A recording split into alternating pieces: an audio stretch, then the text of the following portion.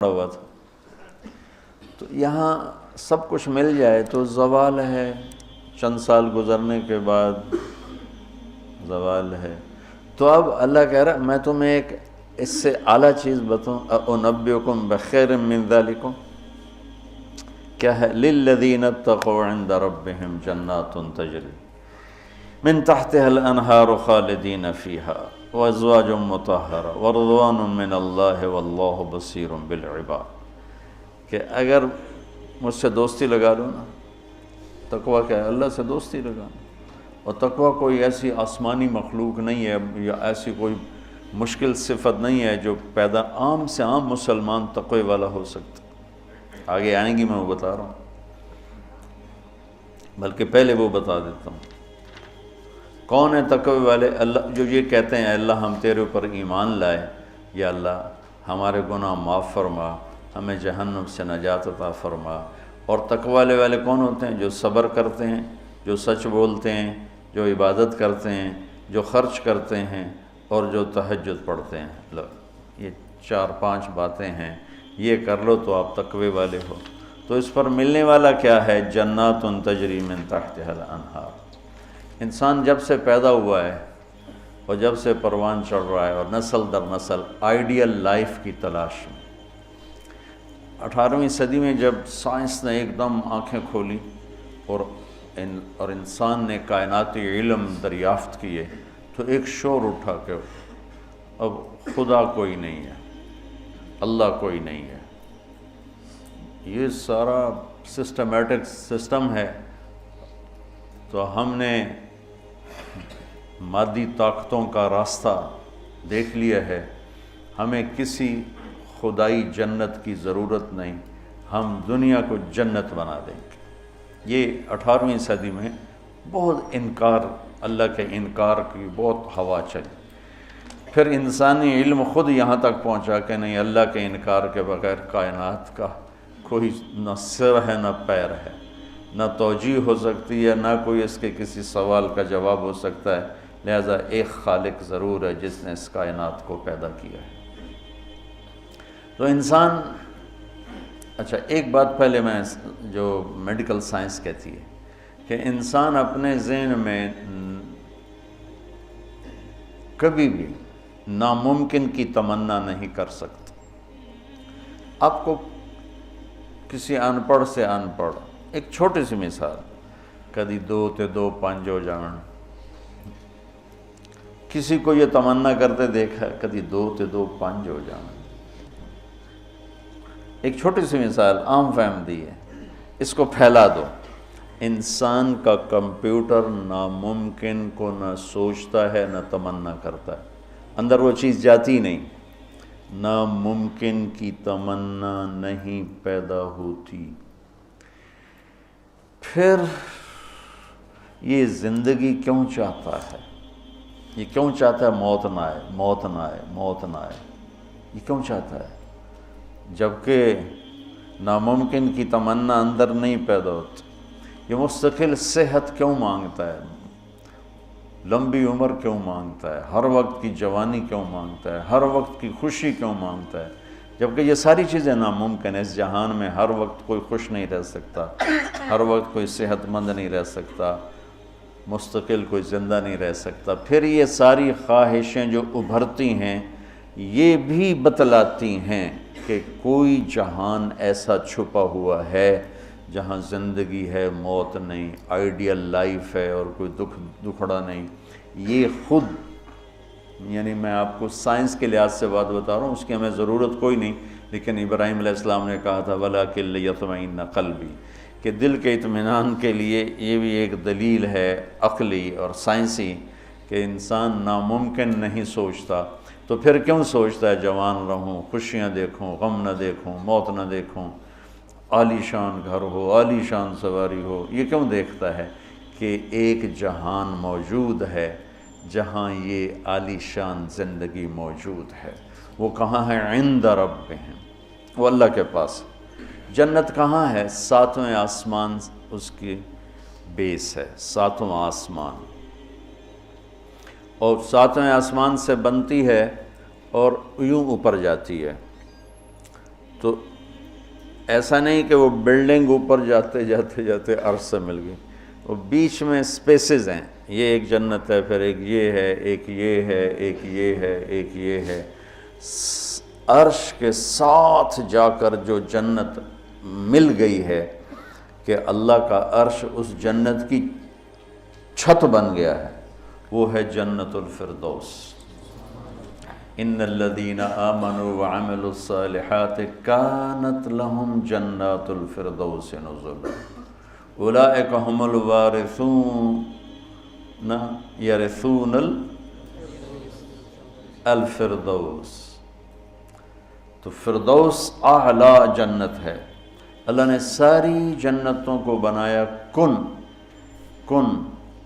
مطلب اللہ کو کن، اللہ کوئی بیٹھا کن نہیں آکھی جاندہ، یہ صرف ہمیں سمجھانے کے لیے ہے، اللہ کو تو کن کہنے کی بھی ضرورت نہیں ہے، لیکن میرے نبی کا فرمان ہے باقی ساری جنت بنی میرے رب کے امر کے ساتھ، اور جنت الفردوس کو اللہ نے بنایا اپنے ہاتھوں کے ساتھ۔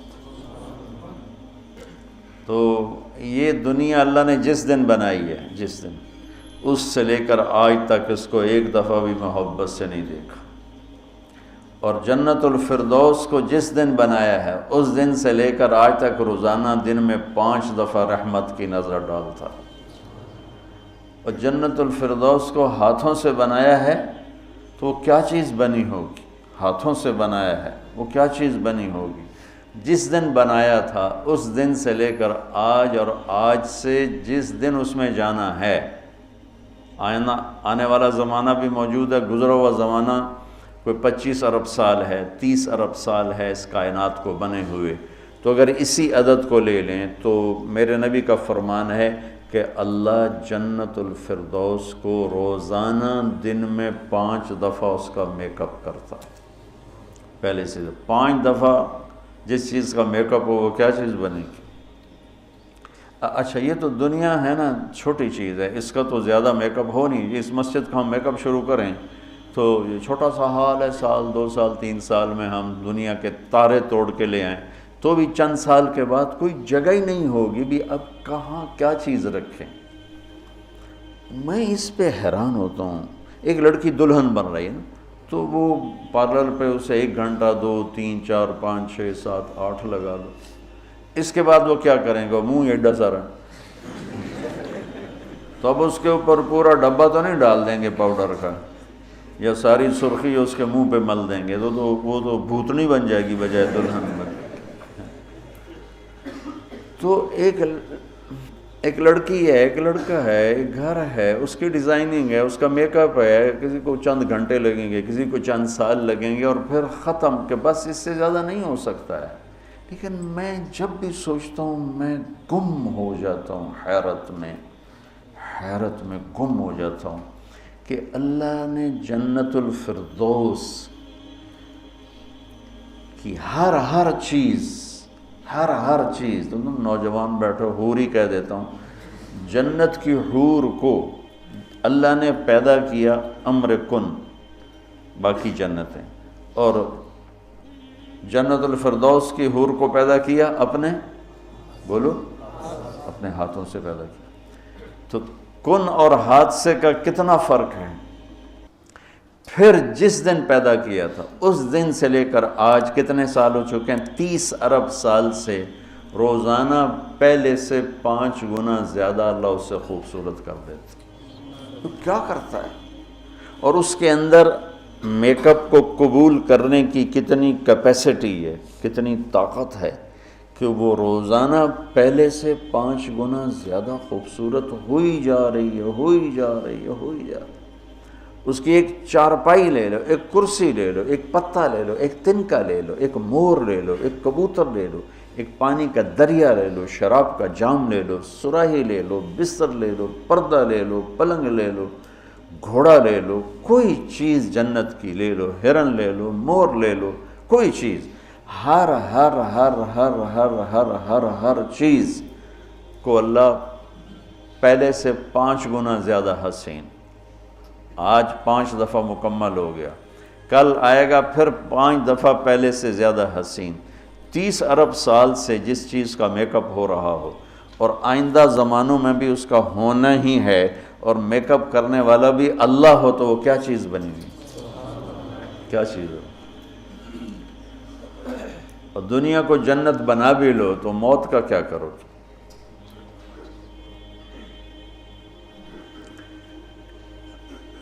ایک آدمی نے بہت عالیشان بنایا اپنا گیٹ گھر، تو میں اس کے ساتھ جا رہا تھا تو مجھ سے کہنے لگا مولانا صاحب اتنے ہی ویکھو اسی تو اتنے روپیے لا چھڑیں تسی ویندے ہی نہیں پے ہو، دیکھو میں نے کیا بنایا ہے۔ تو مجھ سے کہنے لگا مولانا صاحب اتنا ویکھو تو میں کتنے پیسے لائیں تے کی بنا دیتا ہے۔ تو میرے بولنے سے نا پہلے خود ہی بول پہ پر مصیبت ہے مر جاونا ہے چھڑ جاونا ہے، ساتھ ہی پر مصیبت ہے مر جاونا ہے چھڑ جاونا۔ میں کہا بھائی ہون دس، تو آپ ہی دس دیتا ہے، میں نے ویک کی کرنا؟ تو کیا علاج کریں؟ نوشیروان کے پوتے خسرو پرویز نے محل بنایا 11,000 پلر پر، 11,000 ستونوں پر محل بنایا، اور 10 سال نہیں رہ سکا اس میں، اور وہ محل زیر و زبر ہو گیا۔ کیسر نے شکست دی اور محل کو آگ لگا دی۔ عبد الرحمن ناصر اموی بادشاہ نے اسپین میں محل بنایا 4,316 پلر اور برج، اور 25 سال صرف اس میں رہا، اور جا کے اسی قبر میں گر گیا جس قبر میں غریب جا کے گرتا ہے۔ آج اس محل کے کھنڈر میں دیکھ کر آیا ہوں قرطبہ میں کہ کیا وہ شان و شوکت 300 ہجری میں بننا شروع ہوا، اور 1,000 خچر سامان ڈھونے کے لیے اور 10,000 مزدور مستری راج اس پہ کام کرنے کے لیے، چونکہ اس مینول کام تھا سارا، مشینی کام تو تھا نہیں، اور پوری دنیا سے سونا چاندی ہیرے لائے گئے، اور مختلف جگہ پہ پارے کے تالاب بنائے گئے سورج کی گردش کو سامنے رکھ کر، کہ پارا چونکہ ٹکتا نہیں، یوں کرتا ہے، یوں کرتا ہے، تو سورج کی شعائیں اس پر پڑتی، اور جب وہ پارا ڈانس کرتا تو شعا بھی ڈانس کرتے ہی اوپر جا کے محل پہ پڑتی، تو پورا محل یوں رقص کرتا ہوا نظر آتا تھا، یوں سارا محل جھومتا نظر آتا تھا۔ اتنا اس اللہ کے نیک بندے نے تباہ کیا پیسہ قوم کا، اور ٹوٹل 25 سال،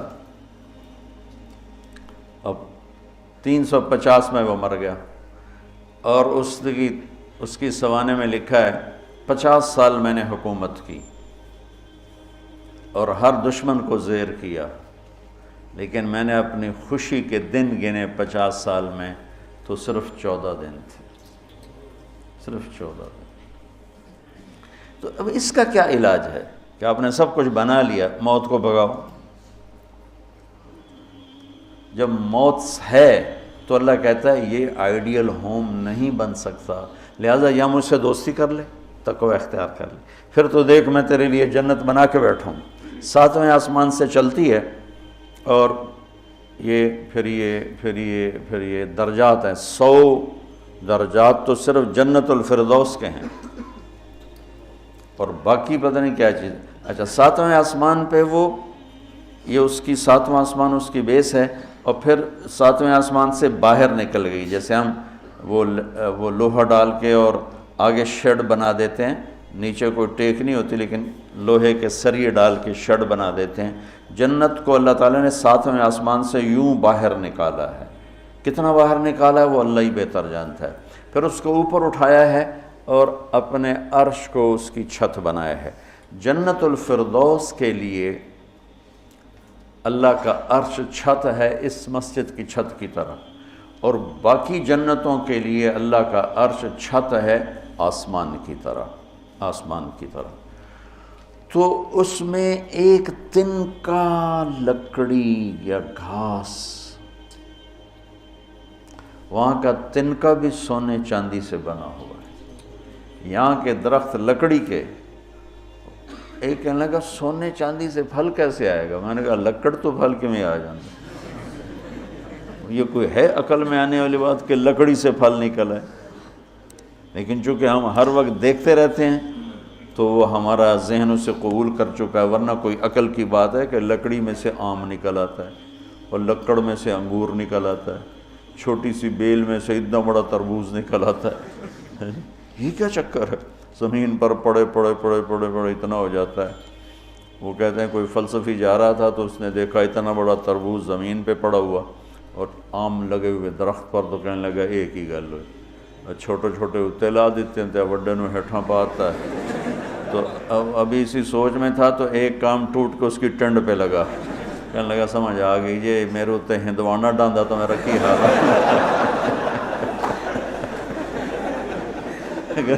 میرے اوپر یہ تربوز گرتا تو میرا کیا حال ہوتا, مجھے سمجھ میں آ گیا. تو اللہ نے ادنا ترین چیز جو لگائی ہے جنت میں سونا اور چاندی ہے, زمرد اور یاقوت ہے, ہیرا اور جوہر ہے. اور میں نے ملکہ برطانیہ کے محل میں دیکھا, اس کے تاج میں, ان کے محل میں عجائب گھر بنا ہوا تو ان کے تاج میں لگا ہوا تھا کوہ نور. لیکن اب اس کی وہ شان و شوکت نہیں رہی, چونکہ کاٹ کے تاج میں لگایا اور پھر 3 ٹکڑے کر کے آگے ایک پٹی میں رکھا ہوا تھا. یہ پورا جب ہیرا تھا تو دیوگری جنوبی ہند کی ایک ریاست تھی, اسے علاؤ الدین خلجی نے فتح کیا. تو جب مال غنیمت کے لیے خزانے کا دروازہ کھولا گیا تو اس میں یہ ہیرا پڑا ہوا تھا.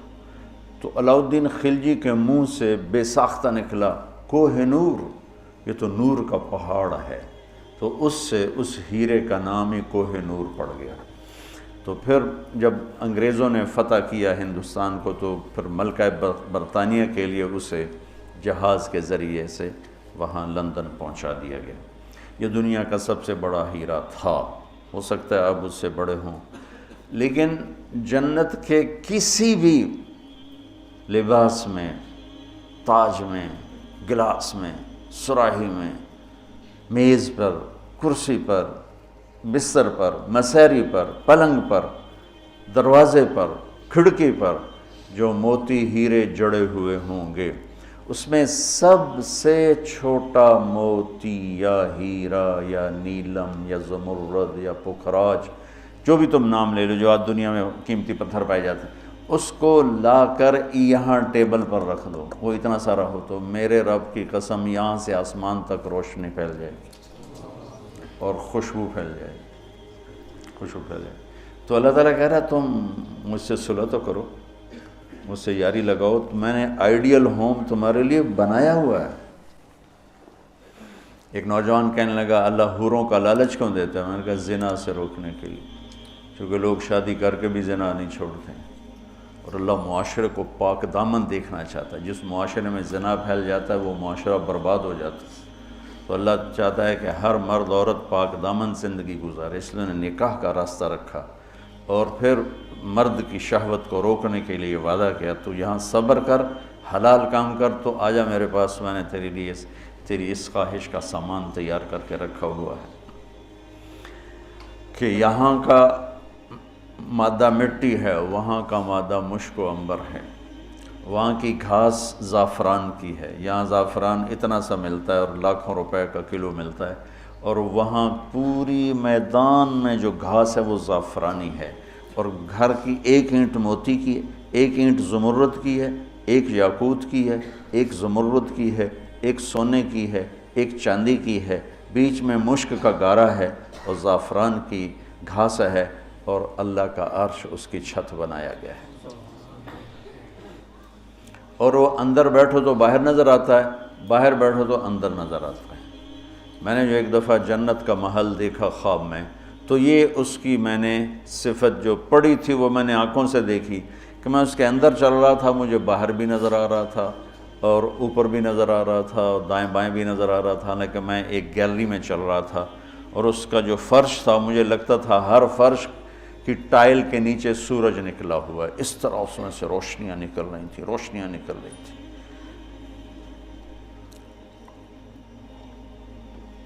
میں حور کو بیان کرتا ہوں جو ابن القیم نے لکھا ہے, لیکن جو میں نے دیکھی ہے وہ میں بیان نہیں کر سکتا. میں اس اب بھی دیکھ رہا ہوں,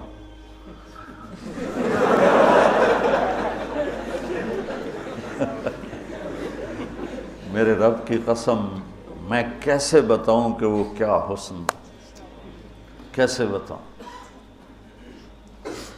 یقین مانو میں کتنا جنت کو بولتا ہوں، اور میں جنت کے حوروں کو بولتا ہوں جو لکھا ہوا ہے، لیکن جو اللہ نے مجھے دکھایا وہ میرے پاس نہ لفظ ہے، اس کی مسکراہٹ ہوئے اگر وہ دنیا میں ہوتی تو میں تو ویسے مری فوت ہی ہو جاتا۔ اس لیے میرے نبی کا فرمان ہے کہ لولا ان اللہ قضا لأہل الجنت الا يموتوا لماتوا من حسنها وجمالها، اللہ نے جنت کی لڑکی کو ایسا حسن و جمال دیا ہے، اگر موت مرنا گئی ہوتی تو اس کو دیکھ کے آنکھیں برداشت نہ کرتی، کلیجے پھٹ جاتے، مر جاتے۔ تو یہاں کی عورتوں کے لیے بھی بشارت ہے کہ ایمان والی نیک صالح پاک دامن عورت جنت کی اس حور سے 70,000 گنا زیادہ خوبصورت ہوگی۔ 70,000 گنا کا مطلب ہوتا ہے لا محدود۔ ایک دفعہ حضرت ام سلمہ نے پوچھا یا رسول اللہ نساء الدنیا افضل ام نساء الجنہ، دنیا کی عورتیں افضل ہیں یا جنت کی عورتیں؟ آپ نے فرمایا بل نساء الدنیا، ام سلمہ دنیا کی عورت۔ تو انہوں نے کہا یا رسول اللہ وہ کیسے؟ یعنی ہم تو مٹی سے بنی ہیں اور گندگیوں میں بھری ہیں، اور وہ تو مشک عنبر زعفران کافور سے بنی ہیں، پاک پاکیزہ ہیں۔ تو آپ نے فرمایا ام سلمہ بصلاتہن وصیامہن وعبادتہن للہ عز وجل، ام سلمہ یہ ان دنیا کی عورت نماز پڑھتی ہے، روزہ رکھتی ہے، اللہ کی بندگی کرتی ہے، اس وجہ سے اللہ البس اللہ وجوہہن النور، اللہ ان کے چہروں پہ اپنا نور ڈالے گا، وَأَجْسَادَهُنَّ الْحَرِيرُ، اور ان کے جسم کو ریشمی لباس سے سجائے گا، وَأَمْشَاطُهُنَّ الذَّهَبُ، اور ان کی کنگھیاں سونے کی بنائے گا، وَمَجَامِرُهُنَّ الْأُلُوفُ، یہ میں نہیں دکھاتا یہ جو عود ہے الوف، یہ پڑھن ایسا میں بیچارہ ماٹھا عود ہے، وہ تو جنت کا عود ہوگا، مجامر۔ کوئی دینا کوئی چیز پکڑنے کے لیے، یہ ٹیشو پیپر دے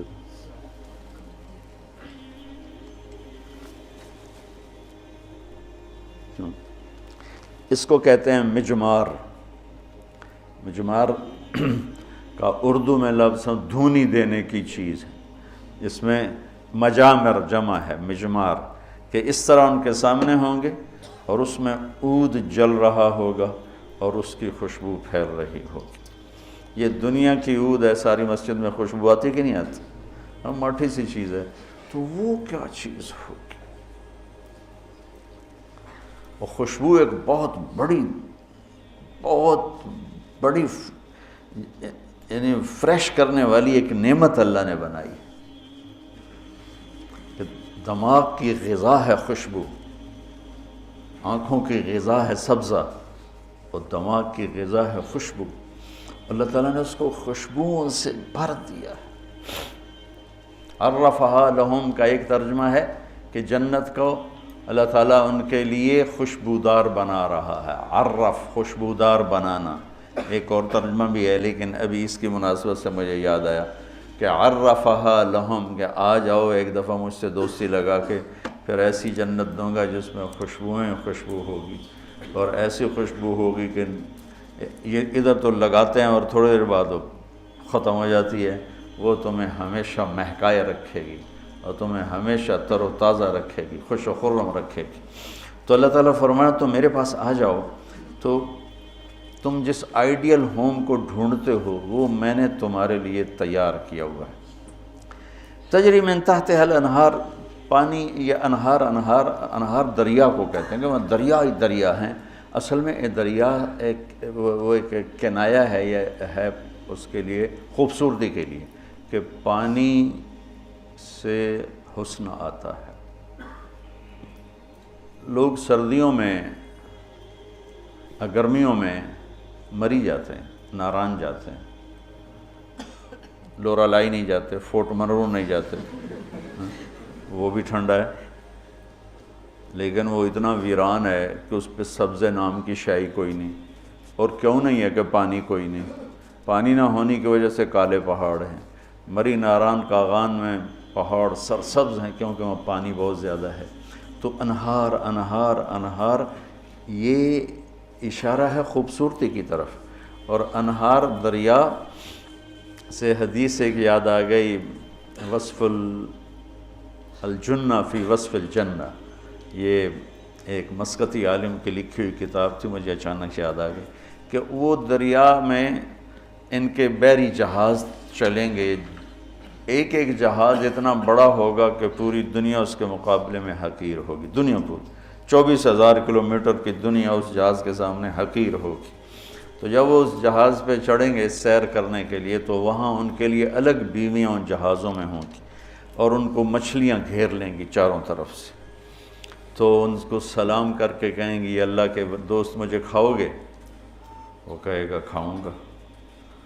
تو وہ پوچھے گی مچھلی کباب کھاؤ گے سالن کھاؤ گے؟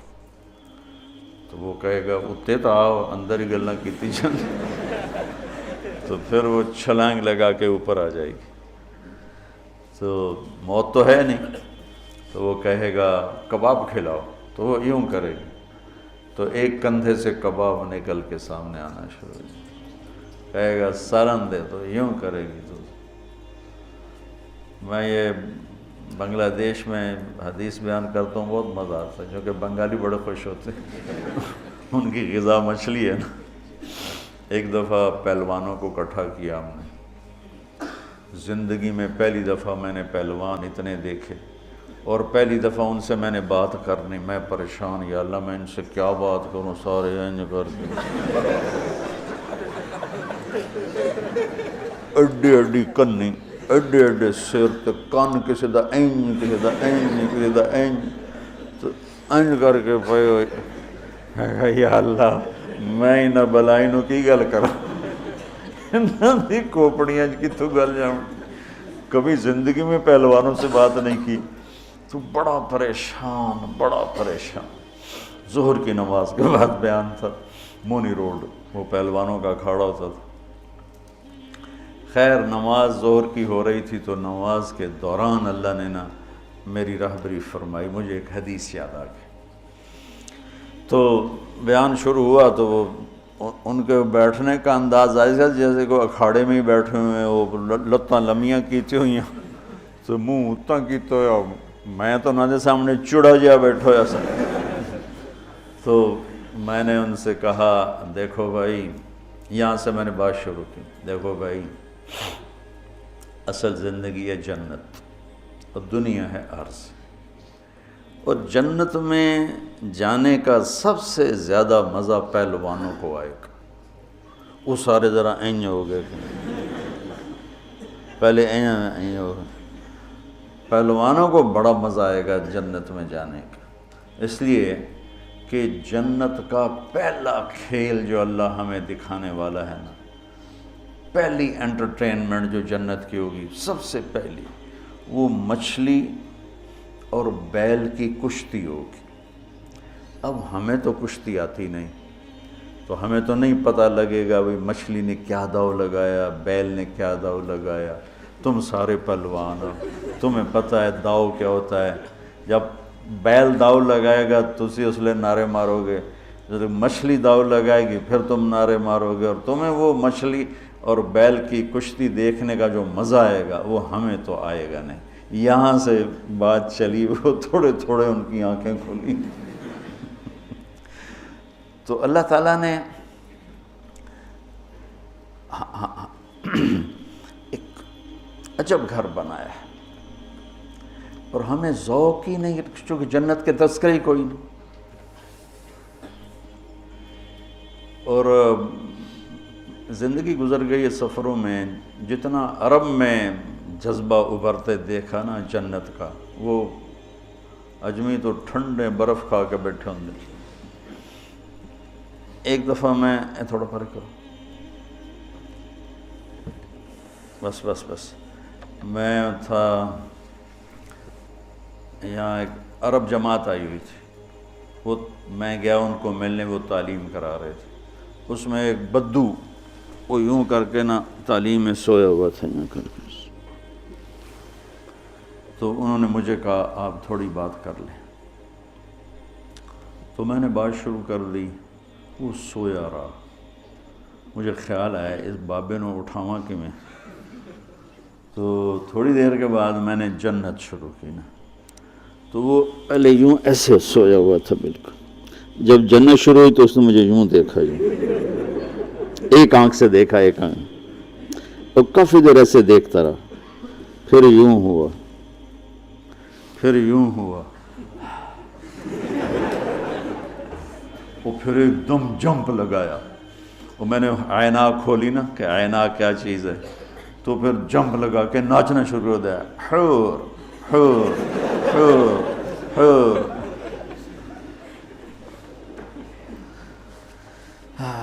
تو میرا رب کہتا ہے دوستی لگا لے، گھر تیار ہے، یہاں سونے چاندی کا گھر بھی چھوڑ کے ہی تو جاؤ گے نا، اور وہاں وہ گھر بنایا ہے جسے چھوڑو گے نہیں۔